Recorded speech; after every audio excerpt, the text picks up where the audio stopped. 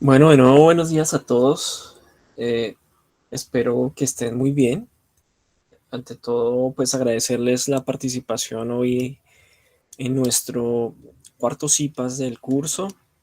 Hoy vamos a hablar de la unidad número 3 y en particular de la tarea 4, que es la que estamos desarrollando, y de los ejercicios 1 y 2. Vamos a darnos cuenta que aquí vamos a tocar temas que tal vez ya vimos o expusimos en la segunda sesión de componente práctico el miércoles pasado. Entonces aquí vamos a retomar algunas cosas, vamos a puntualizar otras que nos van a permitir desarrollar en particular el ejercicio 1 y 2, que es lo que vamos a hablar aquí. Y vamos a profundizar el ejercicio 1 y 2 de la tarea 4. Entonces, lo que tenemos preparado para el día de hoy en esta hora de CIPAS es una serie de preguntas y respuestas sobre la unidad 3, recomendaciones, dudas, inquietudes también de la unidad 3. Entonces, dándole orden a esa agenda, quisiera empezar preguntándoles si tienen alguna duda, inquietud de lo que han visto de la unidad 3. Y pues empezaríamos sobre esa base a trabajar nuestros IPAs. Entonces pueden hacerla por el chat o pueden hacerla a través del micrófono. Quedo entonces pendiente.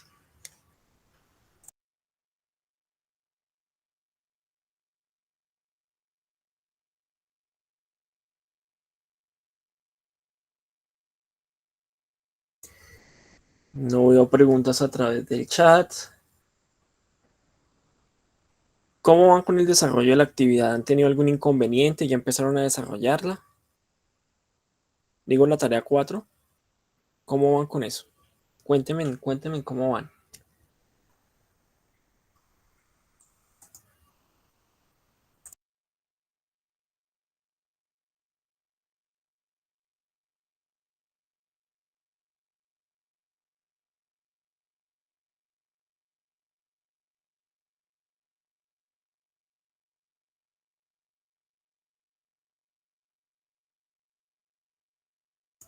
Vuelvo y les pregunto, ¿cómo van con la tarea número 4, que es la que vamos a discutir el día de hoy?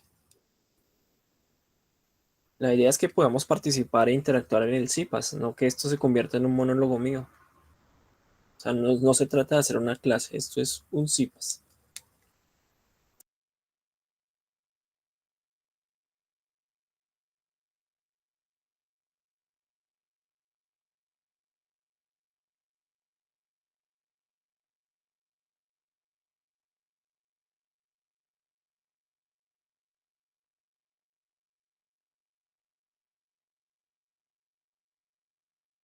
Gracias, Alexon, por responder. ¿Y los demás cómo van? Lice empezó con el ejercicio 4, con la explicación de anoche, ok. Lo ideal es empezar por el ejercicio 1. La secuencia es importante. Ok, Enit. Muy bien. Importante. No se dejen colgar con las actividades. Eh, y en particular, recuerden que ahorita tenemos componente práctico que entregar en una semana. Tenemos también que trabajar en esta actividad y ya ir estudiando para la evaluación final que se nos acerca también en un mes. Entonces, no se dejen colgar con las actividades. Esta actividad, tarea 4, tiene varias cosas para trabajar. Entonces, vamos a mirar algunas de ellas en el día de hoy. Entonces, nos vamos a centrar en particular en el ejercicio 1, que es la identificación de funciones. Me imagino que muchos de ustedes han podido revisar o han participado en las sesiones de componente práctico. Entonces yo les decía hace un momento que en la sesión de componente práctico pasada, el miércoles pasado, habíamos tratado parte de las funciones que se estudian en esta unidad número 3. En particular, en ese componente práctico de esa sesión hablamos de aldehídos y cetonas como parte del grupo carbonilo y de biomoléculas. Vamos a retomar aquí algunas cosas, pero los invitaría a los que no han visto la reunión de componente práctico, la grabación de la reunión del componente práctico, a que lo hagan, porque también les va a ser de ayuda para poder desarrollar la tarea 4. Entonces vamos a estar viendo 3 documentos. Esta presentación que tengo en pantalla, este que es nuestro anexo, con el cual nosotros vamos a desarrollar las actividades, y otro documento que ya les voy a mostrar cuál es. Y el otro documento es el que, este es un ejemplo de uno de los documentos que he compartido en el foro con alguna información para el desarrollo del ejercicio 2. Y me voy a centrar en este más adelante para hacer algunas claridades, porque en lo que llevamos de la tarea 2 y 3 es aquí donde tenemos mayores inconvenientes. Es tal vez por la interpretación que hacemos de la información que se nos pide. Bueno, eso ya lo revisamos más adelante. Entonces volvamos al ejercicio 1, que es la identificación de funciones. ¿Qué funciones orgánicas estamos trabajando en esta unidad? Es la primera pregunta que deberíamos hacernos, porque vuelvo y les recuerdo, en este curso de química orgánica hemos dividido los contenidos en relación a diferentes funciones orgánicas. Entonces, si ustedes recuerdan bien, en la primera unidad, ¿qué funciones orgánicas vimos? Eso sí, ayúdenme porque esas ya las pasamos. Primera unidad, ¿qué funciones orgánicas vimos? Ayúdenme a través del chat o a través del micrófono.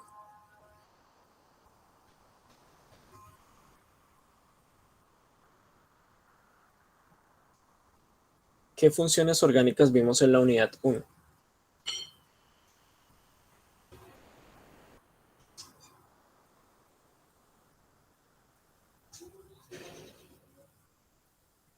Gracias, Juliana.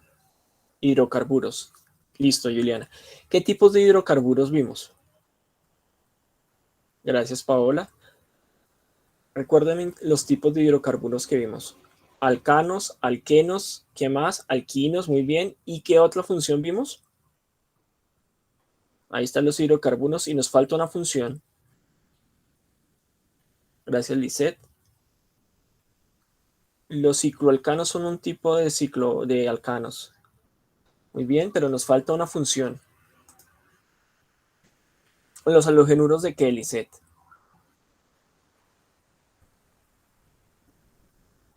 Porque hay distintos tipos de halogenuros y hoy vamos a ver otros para distinguirlos de esos que vimos en la unidad 1. Muy bien, Juliana. Entonces, halogenuros de alquilo. Ojo con eso, vamos hoy a distinguir otros tipos de halogenuros que no son los halogenuros de alquilo que vimos en la primera unidad. Muy bien. En la segunda unidad, ¿qué funciones orgánicas estudiamos? Segunda unidad.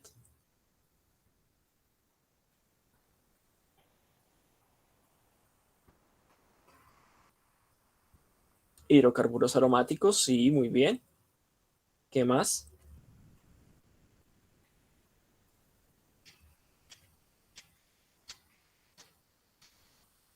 El benceno es un hidrocarburo aromático. Dice, ¿qué otras funciones estudiamos? Alcoholes, éteres, sí. ¿Cuál otra? Aminas, muy bien. Fenoles. Entonces, fenoles, alcoholes, éteres que comparten como característica que el heteroátomo es un oxígeno. Las otras eran aminas, vi por allí. ¿Qué más? ¿Qué otras funciones que comparten como heteroátomo el nitrógeno vimos? Aminas es uno. ¿Cuál es más? Nitrocompuestos, muy bien, Juliana. ¿Qué otro?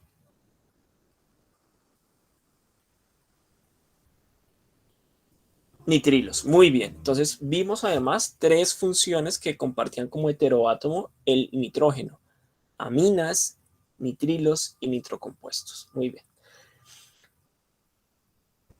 Particularmente vamos a encontrar relaciones el día de hoy con varias de esas funciones orgánicas vistas en la unidad 2 o las que vamos a ver en la unidad 3.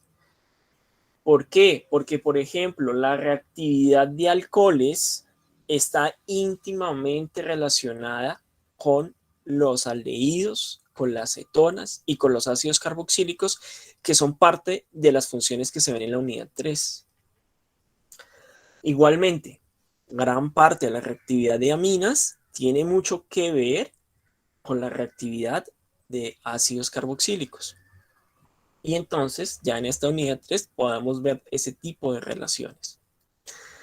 Entonces, ya tenemos claro cuáles funciones vimos en la unidad 1, en la unidad 2. Ahora miremos cuáles son las que vamos a ver en la unidad 3. Y ustedes me van a ayudar a recordar parte de lo que ya ustedes conocen. Entonces, ¿qué es un epóxido? ¿Cómo puedo representar a una función epóxido? ¿Qué es un epóxido? Estructuralmente hablando.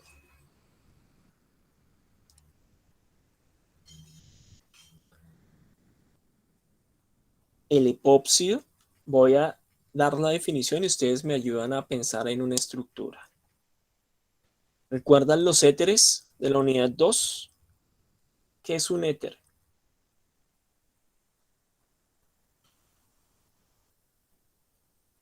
No, Diana, los que tienen grupo hidroxilo pueden ser fenoles o alcoholes. Los éteres no. ¿Qué es un éter? Bueno, Lisette tiene una idea, pero esa idea tenemos que ampliarla, ¿no? Entonces, es una cadena en la cual tenemos un oxígeno en el cual están enlazados dos cadenas carbonadas, que pueden ser alifáticas o aromáticas, no importa. Si eso es un éter, que es esta la función, la voy a dejar acá en pantalla. ¿Qué será un epóxido? Tiene que ver con esto. Un epóxido es una función orgánica tipo éter, pero su diferencia va a ser que esa cadena orgánica va a formar un ciclo. Miren la función del éter, que es esta. Miren un epóxido. El epóxido más simple que podemos formar es un epóxido en el cual tenemos... no, espérame que estén aquí. No. 3 átomos, 2 carbonos. Entonces, un epóxido va a ser un éter cíclico. Se van a conocer como éteres cíclicos. ¿Listo?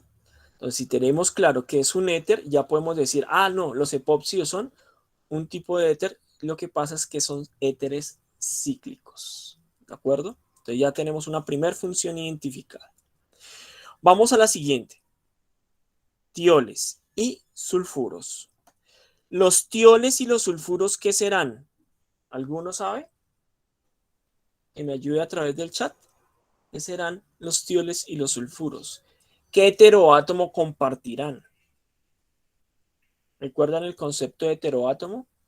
Son átomos distintos al carbono y al hidrógeno presentes en los compuestos orgánicos. Muy bien, Diana, muchas gracias. El azufre. Entonces, el heteroátomo presente en tioles y sulfuros es el azufre. Muy bien. Entonces ya sabemos que siempre que nos van a hablar de tioles y sulfuros, debemos relacionarlos con que en su estructura hay azufre. El heteroátomo de los epóxidos, ¿cuál es? El oxígeno. ¿Listo? Listo. Volvamos acá a los sulfuros, a los tioles y los sulfuros. Los tioles se van a representar por la fórmula general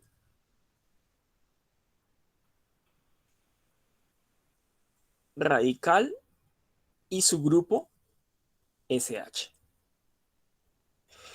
Cuando ustedes vean en una estructura química este grupo tiol, se va a denominar el grupo tiol, el grupo azufre hidrógeno, acompañado de una cadena que puede ser aromática o alifática, estamos hablando de un tiol. ¿Listo? Ahora, este tiol lo ven similar estructuralmente a alguna de las funciones que ya vimos en la unidad 2. ¿Estructuralmente lo ven similar o parecido a alguno? ¿A cuál?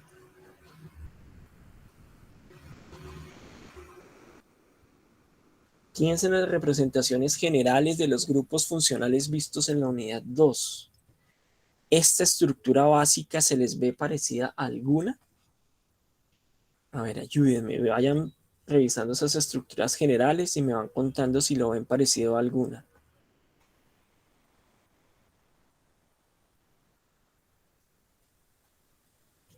¿No? Sucede que se parecen estructuralmente hablando a otras funciones que en lugar de tener heteroátomo azufre, tienen al heteroátomo oxígeno. Esto que estoy dibujando acá arriba, ¿qué es? Que estoy señalando en pantalla. ¿Qué es esto? Ayúdenme a través del chat. Muy bien, esto es un alcohol. Y este otro, que he representado este otro que estoy señalando, ¿qué sería? Muy bien, Julián, es un fenol.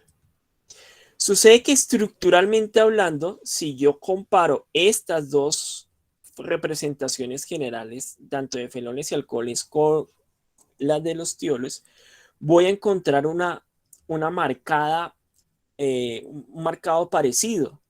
¿Qué es lo que cambia entre estas dos funciones? Ah, pues el azufre, que es el heteroátomo. Pero el grupo que acompaña, el átomo que acompaña al oxígeno o al azufre es el hidrógeno en ambos casos. Esta similitud, que no estoy diciendo similitud, no significa que sea lo mismo, esta similitud hace que la reactividad química, es decir, que las propiedades químicas de los alcoholes y fenoles se parezcan en algo a la de los tioles. Eso significa, en otras palabras, que particularmente la de los alcoholes, eso significa, en otras palabras, que los tioles van a sufrir o van a tener reacciones muy similares a las que tienen los alcoholes, para tenerlo en cuenta. Listo, sigamos adelante. Entonces ya sabemos que es un tiol.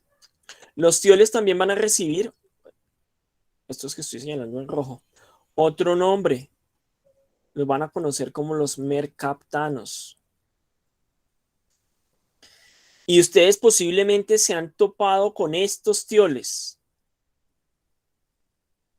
Listo. Alguno de ustedes, me imagino, ha dejado la estufa abierta, o ha cocinado y ha tenido alguna fuga o un escape de gas y han podido detectar un olor característico del gas, ¿cierto? O en otras ocasiones, bueno, una claridad allí, el gas no tiene olor, sino que se le adiciona un aditivo que es un mercaptano, que es el que da el olor. Les doy otro ejemplo. Los huevos. Los huevos tienen un olor particular. Cuando ustedes abren un huevo eh, crudo y lo huelen, o un huevo que está en descomposición tiene un olor muy particular. Me imagino que lo han podido apreciar. Ese olor es debido al alto contenido que tienen los huevos de azufre y particularmente de mercaptanos. Muchos mercaptanos y particularmente los más simples van a tener esos olores característicos a huevos podridos y los vamos a detectar por eso. Por eso les digo que ustedes se han topado y todos nos hemos topado alguna vez con este olor característico de los mercaptanos. Muy bien. Sigamos entonces con los sulfuros. Los sulfuros, voy a ponerlos por acá, los sulfuros son otras funciones eh, orgánicas que tienen como heteroátomo el azufre. Vayan por favor a Google y me dicen cuál es la fórmula general de los sulfuros. Búsquela ahí en Google y me cuenta.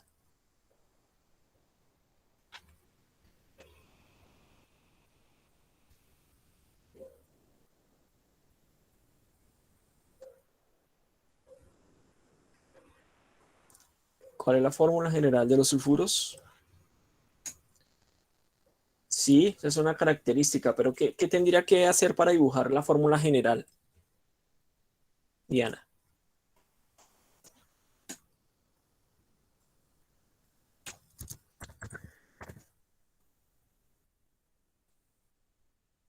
Muy bien, Diana. Has puesto la fórmula general de los sulfuros. Listo. Entonces tengo una cadena. En medio de esa cadena hay un sulfuro y aquí continúa la cadena carbonada, que pueden ser dos cadenas distintas. Por eso pongo aquí este apóstrofe. Listo. Esto estructuralmente, ¿a qué se les parece de algún grupo que vieron en la unidad 2? ¿A cuál?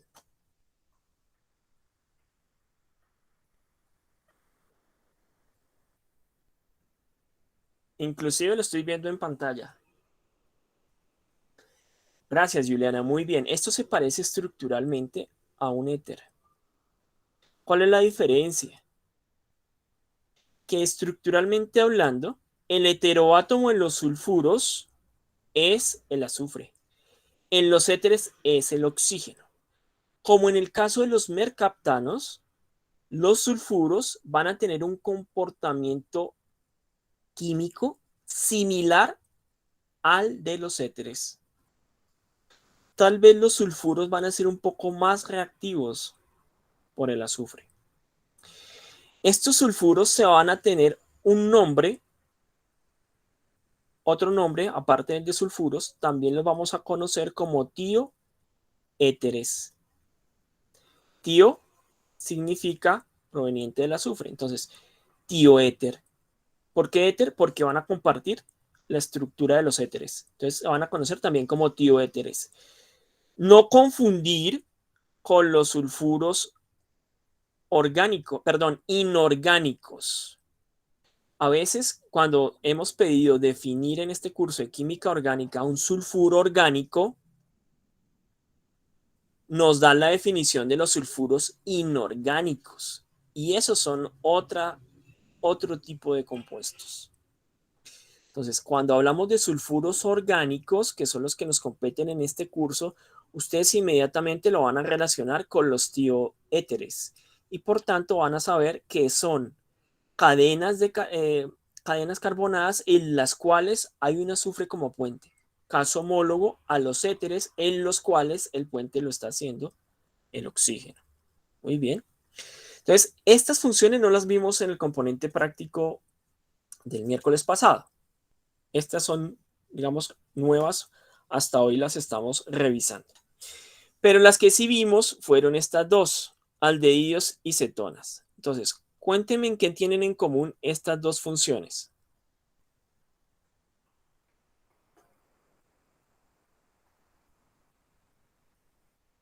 Gustavo, los sulfuros inorgánicos son aquellos en donde tengo el azufre acompañado generalmente de un metal.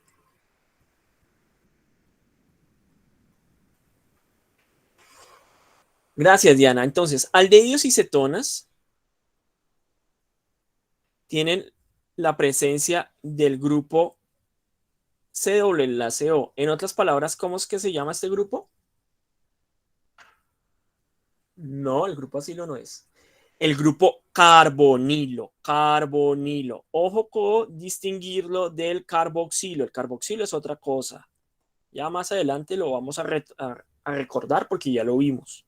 Entonces, el grupo carbonilo. Los aldehídos y cetonas tienen en común la presencia del grupo carbonilo. Muy bien, muchas gracias. Ahora, cuéntenme.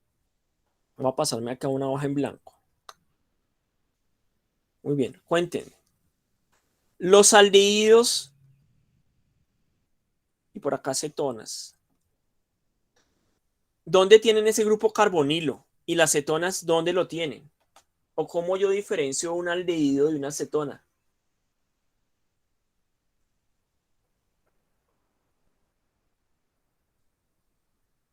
a primera vista. Desarrollemos la idea, Gustavo. Diana me dice, el aldehído lo tiene enlazado a un hidrógeno. Muy bien, eso me da una mejor pista. Entonces, siempre que yo vea esta estructura básica, un carbonilo enlazado a un hidrógeno y por otro lado a una cadena que puede ser alifática o aromática, estoy hablando de un aldehído. Recuerden que también les había dicho, los aldehídos ustedes los van a encontrar en terminaciones. Siempre van a ser terminales. Es decir, van a estar en extremos o como le dice Juliana, al inicio o al final de una cadena. ¿Sí? En extremos, en terminaciones o en inicios. Las cetonas entonces, ¿con dónde voy a encontrar el grupo carbonilo?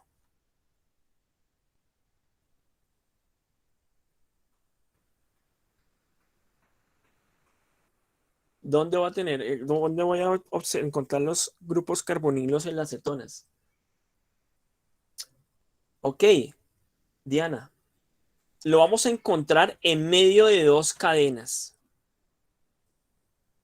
Pueden ser iguales, pueden ser distintas, pueden ser aromáticas, una aromática, otra alifática, las dos aromáticas, las dos alifáticas, es decir, en medio de dos cadenas. Cuando yo encuentro un grupo carbonilo en medio de dos cadenas carbonadas, estoy hablando de una acetona. Entonces, muy bien, ahí vamos bien. Entonces, fíjense ya los grupos que tenemos ya súper claros. En el laboratorio hablamos de los ácidos carboxílicos. Cuéntenme, ¿qué son los ácidos carboxílicos? También vimos sus estructuras. Comparten algo en común con los aldehídos y las cetonas, que ya las vimos aquí y las retomamos. Listo, Diana, tienen grupo hidroxilo. Entonces, ¿cómo quedaría la estructura general de un ácido carboxílico?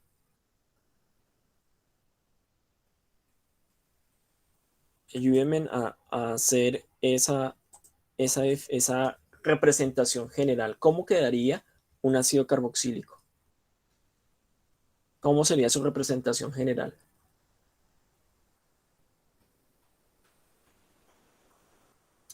Muy bien.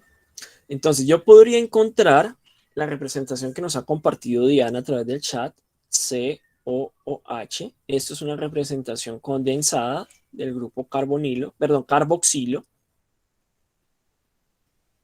presente en los ácidos carboxílicos. De allí su nombre. O en otras palabras, esto. Un carbonilo unido a un grupo hidroxilo y por aquí una cadena que puede ser una alifática o un aromático. ¿Por qué se le llama a esta función ácido? ¿Por qué tiene esta característica de ácido? Y es porque este hidrógeno va a poder ser donado a los medios. Es decir, se va a poder salir del carboxilo. Generalmente, nosotros vamos a encontrar, por ejemplo, en nuestro cuerpo, que los ácidos carboxílicos, porque nosotros tenemos en nuestro metabolismo ácidos carboxílicos por doquier, que tienen funciones muy importantes, en esta forma van a estar desprotonados. Entonces, la posibilidad que tiene el ácido carboxílico de donar hidrógenos al medio le va a conferir un carácter ácido. ¿Sí? Van a conocerse los ácidos carboxílicos como los ácidos orgánicos. Para diferenciarlos de los ácidos inorgánicos. ¿A alguien se le ocurre algún ejemplo de un ácido inorgánico que conozca?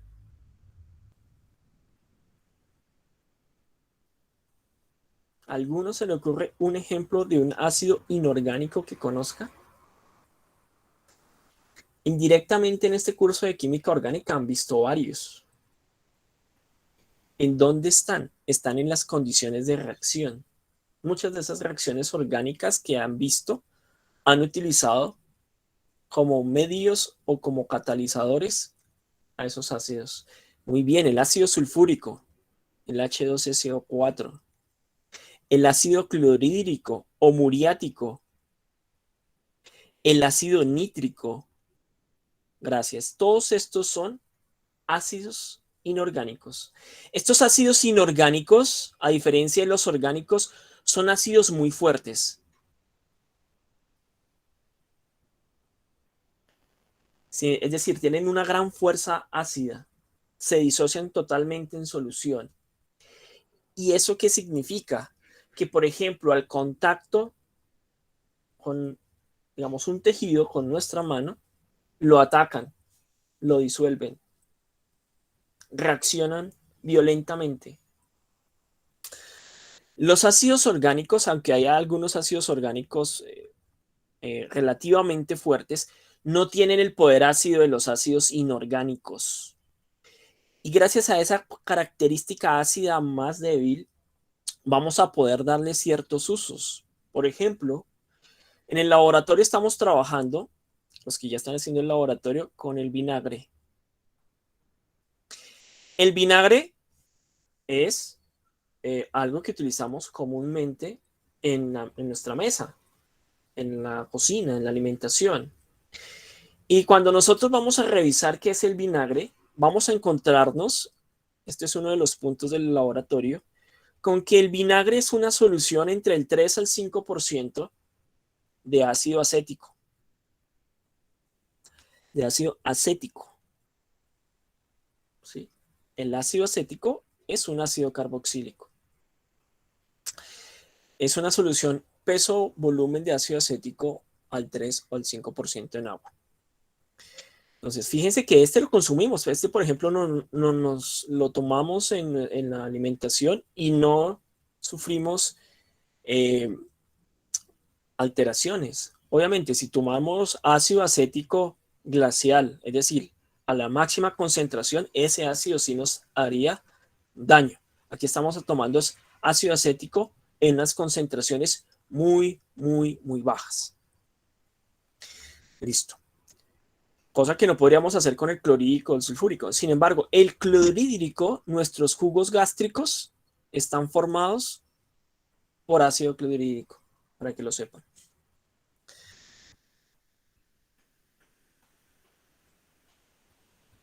Gustavo, en algunos no aparece esa información, algunos vinagres comerciales, pero en otros sí. Yo he podido percatarlo y si no, también ustedes pueden buscar en la información nutricional del vinagre, pueden poner eso en Google y ahí les va a decir qué es el vinagre. Bien, muy bien. Ahora, existen también muchos, mm, muchas funciones que se van a derivar de los ácidos carboxílicos. ¿Qué significa que se van a derivar? Que van a ser producto de las reacciones de los ácidos carboxílicos con otras funciones. Entonces, vamos a tener una gran cantidad de derivados, los anhidros, las amidas, los ésteres y los halogenuros de acilo. Recuerdan que yo les dije hoy, tenemos que distinguir los halogenuros de alquilo. Los halogenuros de alquilo nosotros los vimos en la unidad 1, pero los halogenuros de alquilo son diferentes de los halogenuros de acilo. Los halogenuros de acilo van a ser derivados del ácido carboxílico porque el hidrógeno, el ácido carboxílico o el carboxilo va a ser reemplazado por un halógeno. Recuerden que los halógenos son elementos del grupo 7A o 17 de la tabla periódica. Ejemplos: flúor, yodo, bromo, cloro. Hasta, bueno, digamos estos cuatro que son los más representativos. Eso es un halogenuro de alquilo. Eso es un halogenuro de acilo. ¿Qué era un halogenuro de alquilo? Era una función en la cual teníamos un hidrocarburo y uno de esos hidrógenos del hidrocarburo había sido reemplazado por un halógeno. Distintas, cosas muy distintas. Entonces tengan en cuenta eso. Los halogenuros pueden ser de distintos tipos. Pueden ser de alquilo, cuando un halógeno reemplaza en un hidrocarburo uno de sus hidrógenos, o de acilo, cuando el halogenuro reemplaza, esto me quedó acá mal representado, ahora sí, reemplaza el hidrógeno del grupo carboxilo en un ácido carboxílico. Bueno, vamos a tener otros tipos de funciones interesantes que son derivadas de los ácidos carboxílicos, que son las amidas. Las amidas, y esto es algo que es importante que le pongan atención, debemos distinguirlas de las aminas, no son lo mismo. Las amidas no son iguales a las aminas. Las aminas ya las vimos en la unidad número 2. Las aminas, recuerden que tienen una estructura básica esta, en el cual tenemos un radical que puede ser un alifático o un aromático, acompañado del grupo amino, pero hay varios tipos de aminas. Esta es una amina primaria, pero también tenemos una amina secundaria en donde se reemplaza uno de estos hidrógenos, o una terciaria en donde he reemplazado los dos hidrógenos. ¿Qué pasa en las amidas con D? Tenemos nuestro grupo carboxilo. Lo que pasa es que aquí reemplazo el hidrógeno por un grupo amino. Entonces, fíjense que son cosas distintas. Aquí yo no tengo el grupo carbonilo en las aminas. Cuando yo vea al lado de un grupo amino, un grupo carbonilo, hablo de amidas. Y como en el caso de las aminas, puedo tener primarias, secundarias y terciarias. ¿Pueden intuir en qué van a diferir las aminas primarias, secundarias y terciarias? A partir hagan la misma inferencia que como pasa en las aminas. ¿Cómo sería? Ayúdenme a través del chat.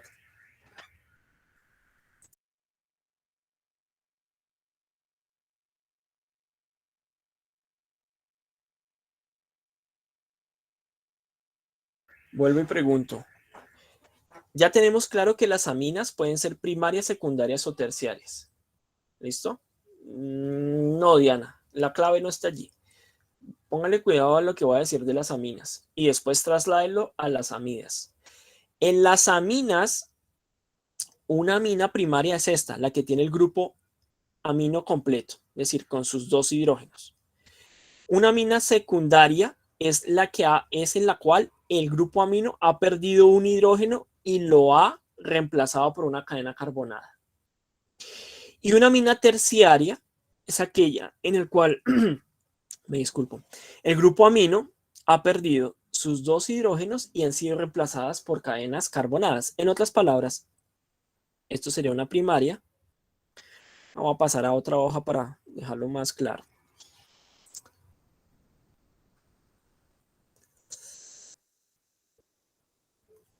Vamos borrando esto.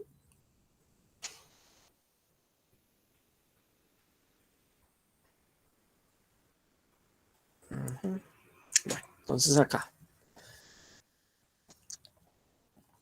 Esto sería una amina primaria.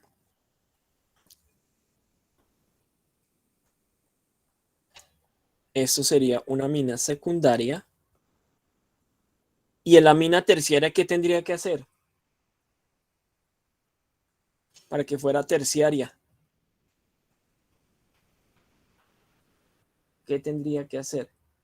Tendría que reemplazar todos los hidrógenos, lo que me dice Gustavo allá. Tener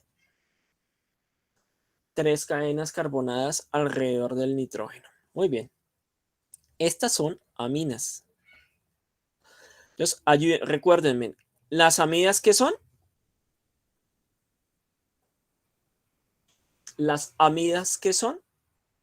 Ayúdenme a armar la estructura general. Entonces puedo tener un radical que puede ser un alquilo o un arilo, es decir, un aromático o un alifático. ¿Y qué hago ahí? ¿Qué hago ahora? ¿Qué tengo que poner aquí? Sí, se derivan de los ácidos, sí. ¿Qué tendría que poner acá? ¿Qué grupo? Bueno, listo, vamos a poner el carboxilo, que es este.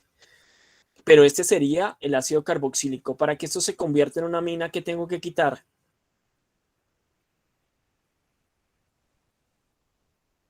Oh, muy bien. Quitamos este hidrógeno. ¿Y qué tengo que poner? Muy bien. Tengo que poner el grupo amino. Muy bien. Entonces ya tenemos claro que esta es la estructura básica de las amidas. Perfecto. Ahora, si utilizamos la misma lógica para las aminas, yo les decía que las amidas también tenían amidas primarias, secundarias y terciarias. Entonces, esta amida que he dibujado acá arriba sería que una amida primaria, secundaria o terciaria. Perfecto, primaria. ¿Cómo sería una amida secundaria?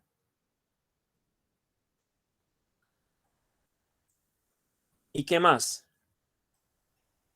Aquí debe haber qué, Juliana. Ya tengo el NH, pero falta algo para quito un hidrógeno y pongo una cadena carbonada. Muy bien, esto sería una amida secundaria. Y una terciaria, ¿qué hago para la terciaria? Muy bien, entonces dejo el nitrógeno, reemplazo el siguiente hidrógeno y pongo otra cadena carbonada. ¿Por qué pongo estos apóstrofes acá arriba? Para indicar que son cadenas distintas, aunque pueden ser la misma cadena, pero simplemente para hacer esa notación. Entonces, fíjense, ya tenemos las amidas y las aminas. Recuerden que yo les había dicho al comienzo de este CIPAS. Hoy nos vamos a dar cuenta de que muchas de las cosas que vimos en la unidad 2 las vamos a relacionar con lo que estamos viendo en la unidad 3. Listo. Nos falta otra función importante que son los ésteres.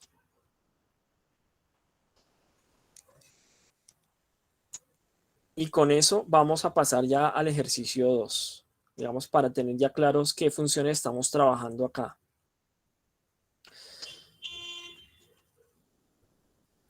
Parte del reconocimiento de estas funciones les va a permitir a ustedes desarrollar varios puntos, porque en varios de ellos les piden, hagan la estructura para un ejemplo de un tiol, de una amida, de un sulfuro. Ah, pues ustedes ya pueden, viendo este CIPAS, tener claridad. Ah, yo ya sé que es un tiol. Ah, ¿de cuántos carbonos me lo piden? Ah, bueno, ya tengo claridad de cómo hacer la estructura. Vamos a ver las estructuras de los ésteres. Entonces, un éster es diferente de un éter. No confundir los éteres. Aquí ya vimos los éteres. ¿Listo? Vamos a ver ahora los ésteres. Éster con S, S, con S. ¿Por qué señalo esto? Porque suele ocurrir que confundimos estas dos funciones y no son lo mismo. Entonces volvamos a nuestro ácido carboxílico base, porque estamos diciendo que los ésteres son derivados de los ácidos carboxílicos. Y vamos a decir entonces qué ocurre. Esto es un ácido carboxílico. Perdón.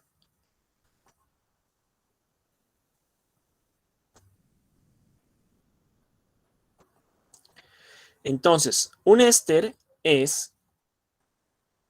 Ay, perdón, aquí me faltó algo, el OH. Ok.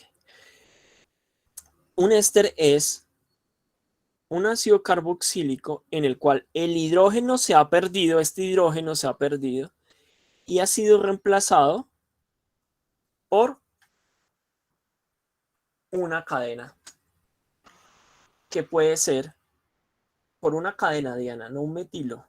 Pues un metilo es solamente un hidrocarburo, un tipo de hidrocarburo, pero puedo tener cualquier tipo de hidrocarburo. Entonces puedo tener, o cualquier tipo de cadena, una cadena que pueda ser alifática o aromática. Miren la estructura del éster. ¿Qué estamos tomando, qué estamos notando en común en todos los casos que he estado explicando de derivados? Que la estructura base es el carboxilo, este COH. ¿Qué ha pasado? Que el hidrógeno ha sido cambiado por un halógeno, por un grupo amino, o en este caso, por alguna cadena carbonada, como en el caso de los ésteres. ¿Listo?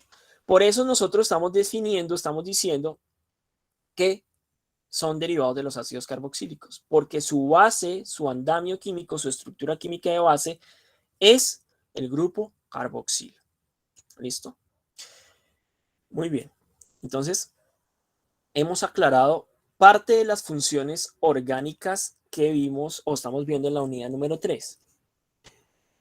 Evidentemente vamos a ver parte de lo que son las biomoléculas. Esto yo ya hice una introducción en el componente práctico de lo que son las biomoléculas, los tipos de biomoléculas, pero no voy a entrar aquí en detalle como para no diluirnos en eso.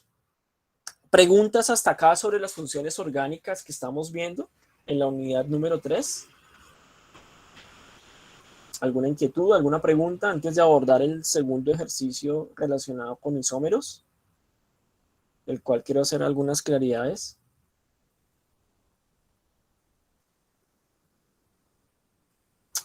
Bien, Paola.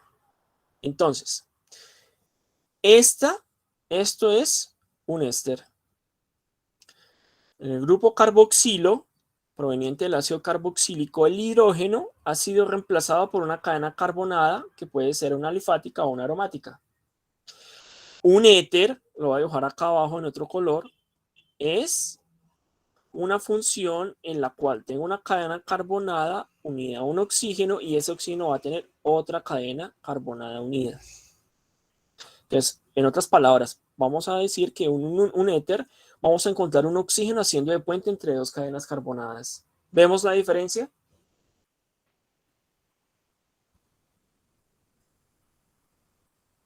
Muy bien, Paola. Pasemos entonces, con gusto.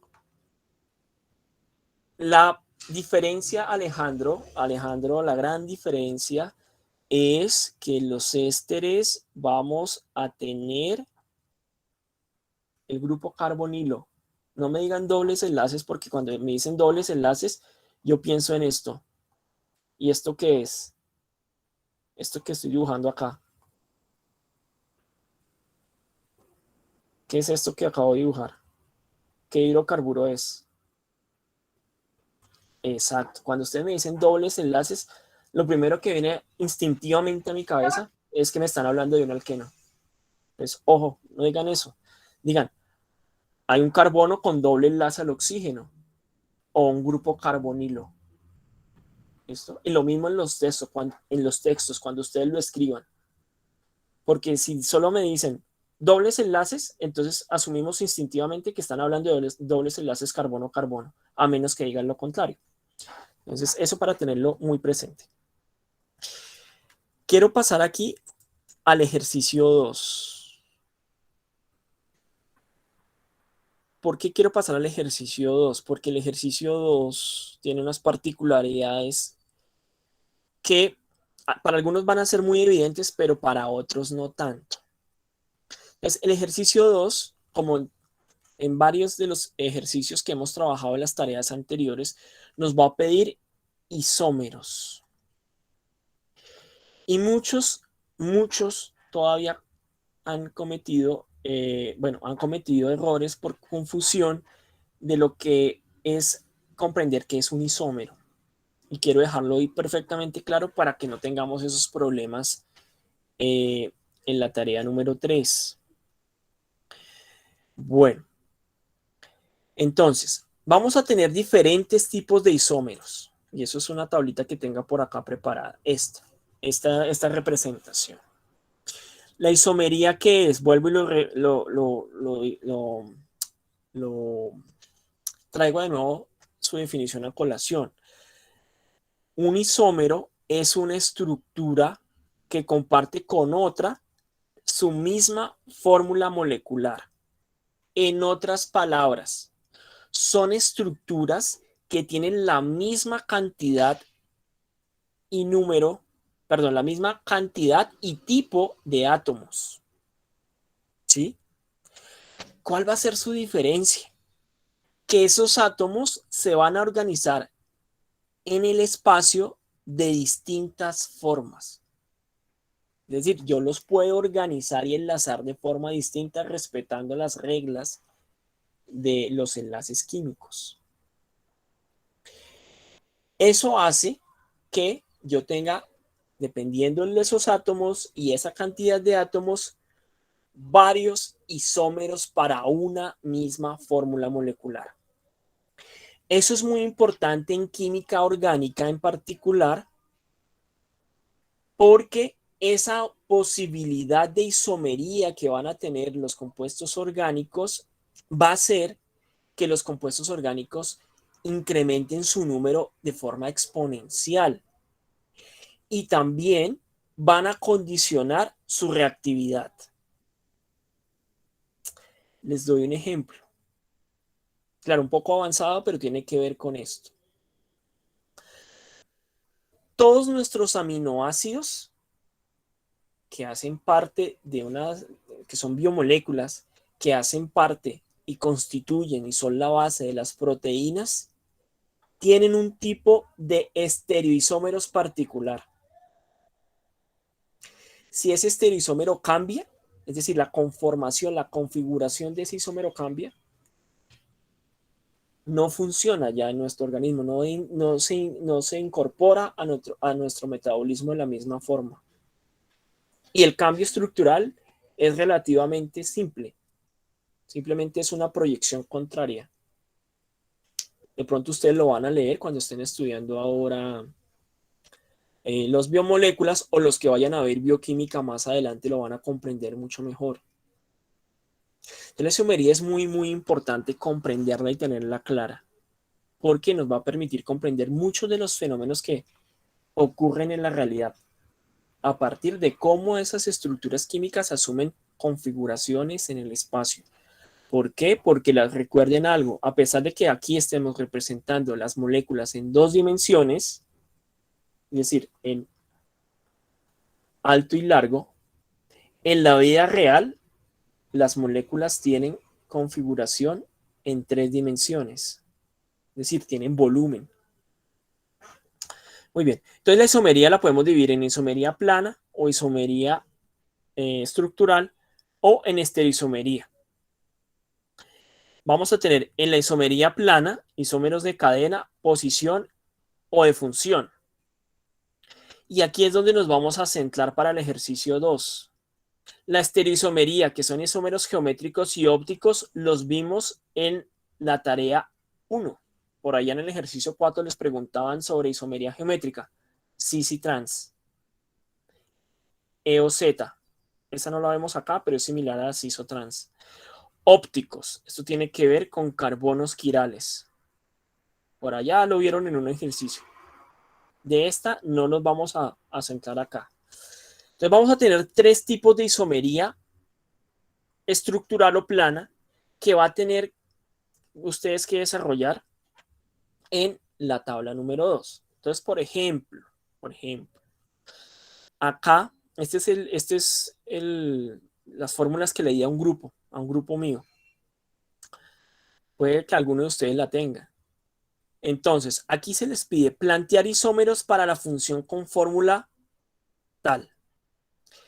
Isómeros de función. ¿Qué es un isómero de función? Un isómero de función es aquel en el cual esta fórmula molecular puede exhibir más de un compuesto de una función distinta. Entonces, de antemano, ustedes ya deben saber, o ya van a saber, que para esta fórmula van a tener que hacer el isómero 1, un aldehído, y para el isómero 2, una cetona. ¿Y qué condición debe tener esa estructura? Que cumplan esta fórmula molecular. Es decir, que tenga 13 carbonos, 16 hidrógenos y un oxígeno. ¿Qué error es común? Y que yo pues veo constantemente para algunos trabajos. Y es que solo miran el número de carbonos y cuentan 13 carbonos y lo demás no les importa. Eso es un error súper grave. La fórmula molecular es completa. Si les decimos 13 hidrógenos perdón, 13 carbonos, 26 hidrógenos y un oxígeno, pues la estructura debe mostrar eso.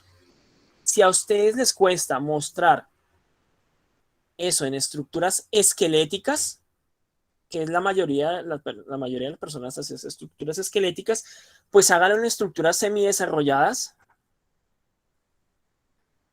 o desarrolladas. ¿Por qué? Porque estas estructuras semidesarrolladas o desarrolladas les van a mostrar todos los átomos presentes en la estructura. Las desarrolladas le van a presentar además los enlaces. Entonces usted va a poder contar si se cumple esta fórmula molecular. Entonces recuerden, aquí deben hacer un isómero de un aldehído y una acetona para esta fórmula. Y son isómeros de función. ¿Por qué son isómeros de función? Porque el isómero 1 es una función aldehído y el isómero 2 es una función cetona. Cambian las funciones, por eso estamos hablando de isómeros de función. Ojo con este. Aquí le estamos diciendo, señores, van a trabajar ustedes con la función cetona. Entonces ya tengo que decir, listo, me han dicho que tengo que trabajar con cetonas. Le estamos dando el nombre de una cetona, 4-metil-2-octanona. ¿Qué es lo primero que tengo que hacer? Dibujar esta cetona. Esta la puedo dibujar acá, para tenerla de referencia, acá. ¿Qué me dice después el ejercicio? Plantear isómeros de posición. ¿Qué significa plantear isómeros de posición? Si ustedes observan, sobre esta cadena, que es la cadena principal, está ahí 8, en este caso, 8 carbonos en la cadena principal. Y sobre esa cadena principal, en el carbono 4, hay un grupo metil. Cuando me dicen que plantee isómeros de posición, ¿qué es lo que tengo que hacer? Pues jugar en esta cadena principal, variando la posición del grupo metilo, pero sin variar la posición del grupo funcional. ¿Sí? O podría variar la posición del grupo funcional. No importa. Pero lo que estoy es cambiando posiciones dentro de la cadena. Posiciones. Significa que aquí voy a hacer un isómero de posición en el cual, por ejemplo, puedo variar la posición del grupo metilo a otro carbono. Y acá otro en donde también varíe esa posición del grupo metilo. Lo que no voy a hacer acá es dibujar acá otra vez la 4-metil-2-cetona, 2-octanona. No, acá no voy a dibujar eso. ¿Por qué? Porque es que no me están pidiendo que dibuje la 4-metil-2-octanona acá, en los isómeros. Me están pidiendo isómeros.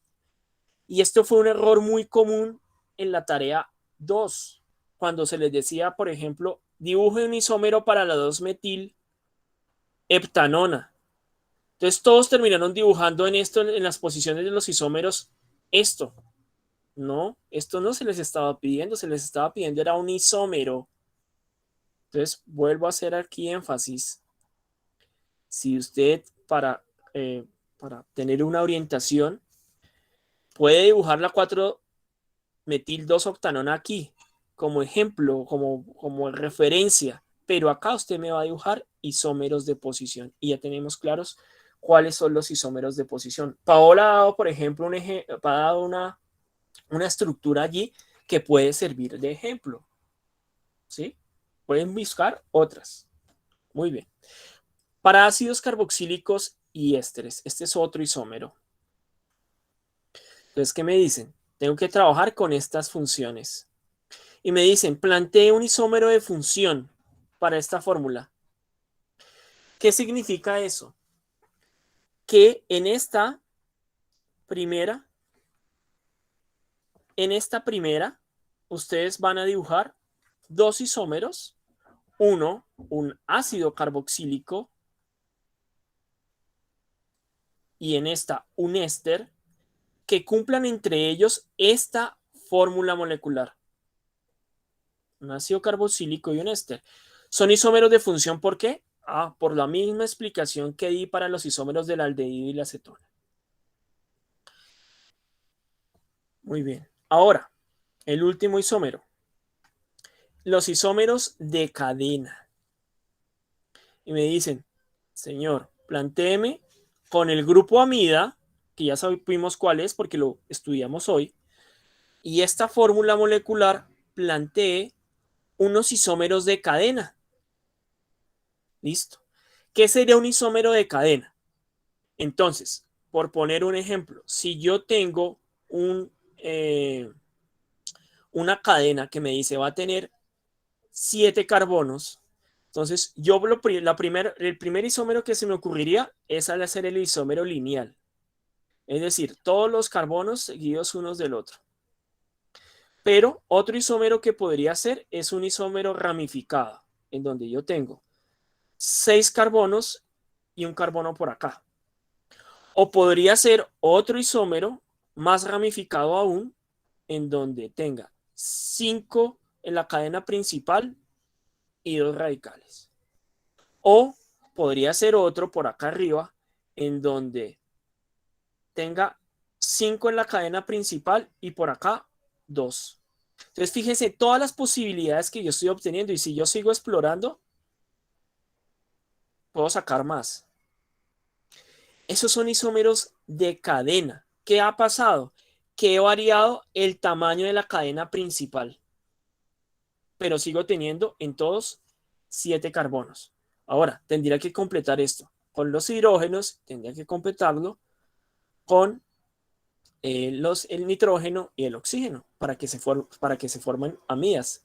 Aquí yo lo estoy haciendo simplemente como un ejemplo de una estructura básica con carbonos. Entonces, esas son las claridades que quería hacer frente al ejercicio de las isómeros. Tengan mucho cuidado al desarrollarlos. No es difícil con la explicación que acabo de dar, espero. Preguntas o inquietudes sobre este segundo ejercicio de isómeros. ¿Ha quedado claro lo que tenemos que hacer?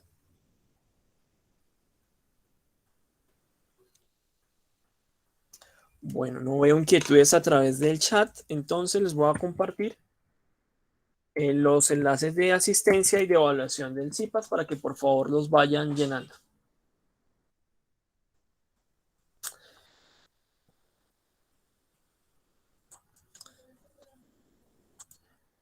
Bueno, como no veo inquietudes ni intervenciones, pues voy cerrando el CIPAS. Les agradezco mucho la atención. Doctor, una pregunta en esa que nos dice que, o sea, solamente nos da la acetona, pero en el segundo espacio que dice espacio para la estructura química del isómero, o sea, tenemos que, o sea, colocar otra estructura parecida a esa, ahí no entiendo. Tampoco le entiendo su pregunta, Paola. ¿Me está hablando de esto? Sí, señor. En el segundo cuadro que dice nombre del editor de la acetona, ¿sí? Ahí nos dan la acetona como que hacerla en posición, pero no en el segundo, o sea, ahí le hacemos la estructura, pero en la segunda, ¿qué se debe hacer? No, sigo sin entender. A ver, usted lo que tiene que plantear aquí son dos isómeros de Sí, función sí, para que esta una es fórmula aldehído, molecular. que una es aldehído, Para esta primera debe ser un aldehído y para esta debe ser una acetona.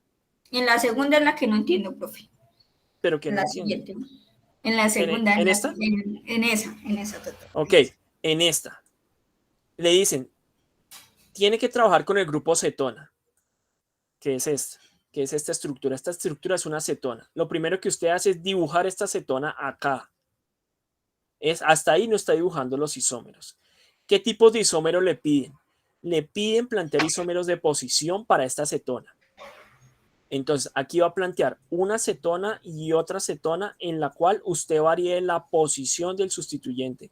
En este caso, ¿cuál es la posición del sustituyente? El 4 grupo metil, metil. 4 O metil. puede variar la sustitución perdón, puede variar la posición del grupo funcional, que ya el grupo carbonilo no esté en el carbono 2, sino que esté en el carbono 3. Ah, lo que significa hacer lo mismo planteándolo, pero cambiando de posición, sí. Cambiando posiciones. Eso era lo que quería que me Perfecto. dijera. Listo. Listo, listo. Ya les digo el nombre del CIPAS. El CIPAS se llama Tarea 3,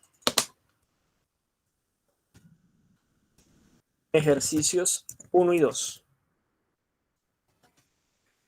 Bueno, entonces, como les decía, les agradezco la participación y como les he dicho, ya en el chat encontrarán los enlaces de asistencia y evaluación. Si tienen alguna otra duda, pues estoy atento a atenderla mientras llenan la asistencia. Con gusto, Paola. Los que quieran ya pueden irse retirando si no tienen dudas o inquietudes.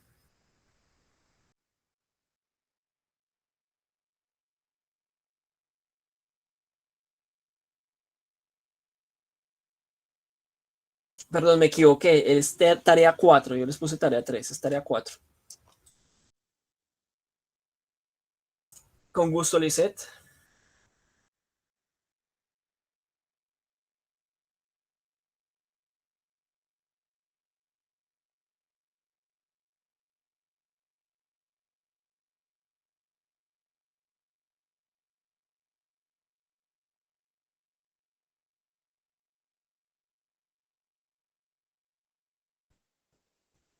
No, no hay problema, Paola.